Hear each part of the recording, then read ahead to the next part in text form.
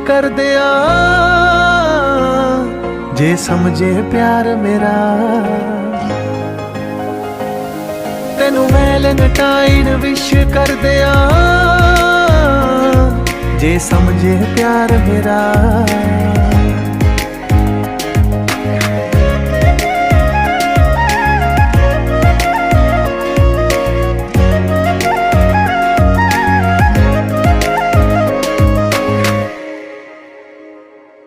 डर लगदा ए कि तू ना रुस जावें,